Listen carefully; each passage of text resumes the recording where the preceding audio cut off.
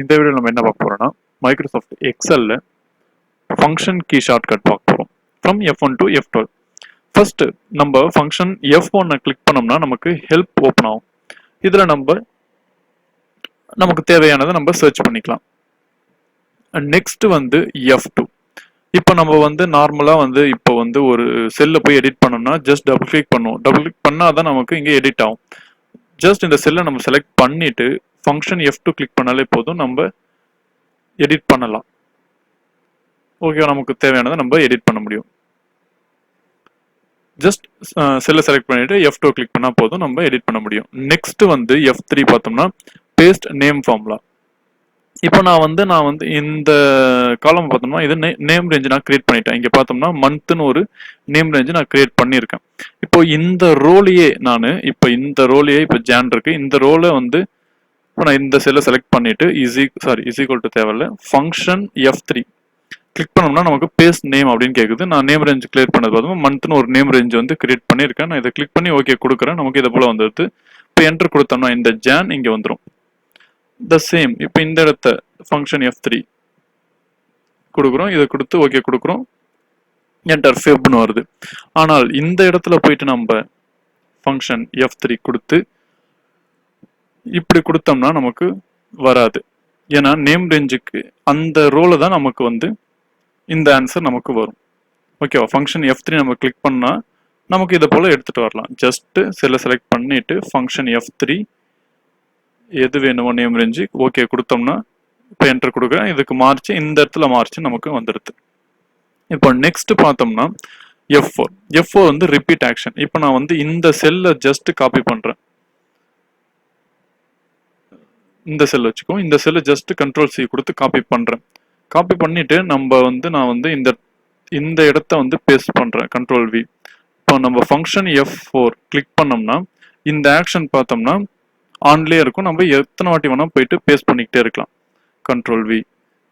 Ctrl+V கொடுத்து நம்ம paste பண்ணிக்கிட்டே இருக்கலாம். இந்த ஆக்ஷன் பார்த்தோம்னா ஆன்லயே இருக்கும். ஓகேவா? அதான் ரிப்பீட் ஆக்ஷன். இப்போ எஸ்கேப் எழுதுனா இது க்ளோஸ் ஆயிடும். நெக்ஸ்ட் F5 நம்ம Ctrl+G கொடுத்துருப்போம். Ctrl+G கிளிக் பண்ணா கோ டு பார்த்துருப்போம். த சேம் F5 கிளிக் பண்ணோம்னா நமக்கு கோ டு வரும். ஃபங்க்ஷன் F5 கோ டு நமக்கு வரும்.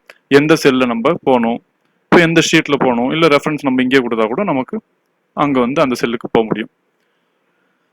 நெக்ஸ்ட் பார்த்தோம்னா F6 கிளிக் பண்ணா பாருங்க. F6 கிளிக் பண்றேன். மறுபடியும் F6 இப்போ பார்த்தோம்னா மேலே பார்த்தோம்னா நமக்கு இதை போல வருது. நம்ம ஆல்ட் கிளிக் பண்ணி என்ன ஃபங்க்ஷன் நமக்கு வந்ததோ த சேம் F6 கிளிக் பண்ணாலும் வரும்.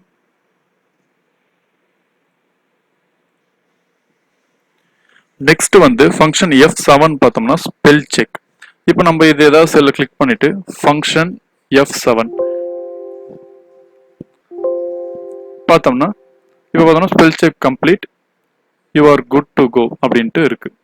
ஓகேவா? ஸ்பெல்லிங் ஓகே அப்படின்ட்டு நமக்கு வந்துடுது. இப்போ நெக்ஸ்ட் F8 எக்ஸ்டெண்ட் செலெக்ஷன். இப்போ நான் இந்த செல்லை செலக்ட் பண்றேன். இப்போ இது ஃபுல்லா செலக்ட் பண்ணோம்னா ஜஸ்ட் மவுஸை வச்சு நம்ம எடுத்துட்டு போகணும். இதே F8 ஃபங்க்ஷன் F8 நம்ம கிளிக் பண்ணோம்னா ஃபங்க்ஷன் F8 கிளிக் பண்ணிட்டு நம்ம ஆரோ கீ மூலியமாவே நம்ம எவ்வளவு செலக்ட் பண்ணணுமோ அப்படின்ட்டு நம்ம எடுத்துட்டு போயிட்டே இருக்கலாம். ஜஸ்ட் ஆரோ கீ மூலியமாவே போதும், நம்ம இதை எடுத்துட்டு போகலாம். ஓகேவா? Next calculate all F9. இந்த கால்குலேட் ஆல் F9 இப்போ ஆக்டிவேட்ல இருக்கும்னா இப்போ ஃபங்க்ஷன் போயிட்டு ஆப்ஷன் ஃபார்முலாஸ் இந்த இடத்துல இந்த கால்குலேஷன் ஆப்ஷன் மேனுவல்ல இருந்தால் தான் இந்த இது ஆக்டிவேட்ல இருக்கும். இப்போ ஆட்டோமேட்டிக்ல இருந்ததுன்னா நம்ம ஜஸ்ட் இந்த இடத்த இஸ் ஈக்குவல் டு சம் அப்படின்னு கொடுத்துட்டு ஓப்பன் பிராக்கெட் இதெல்லாம் செலக்ட் பண்ணிட்டு க்ளோஸ் பண்ணா நமக்கு ஆன்சர் வந்துடும். இப்போ அதே போல இந்த இடத்த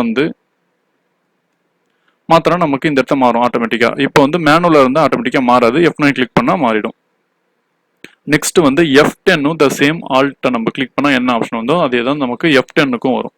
ஃபங்க்ஷன் F10 கிளிக் பண்ணோம்னா நமக்கு இந்த மேலே பார்த்தோம்னா மவுஸ் இல்லாம யூஸ் பண்றதுக்கான ஆப்ஷன் நமக்கு ஆக்டிவேட் ஆயிடும்.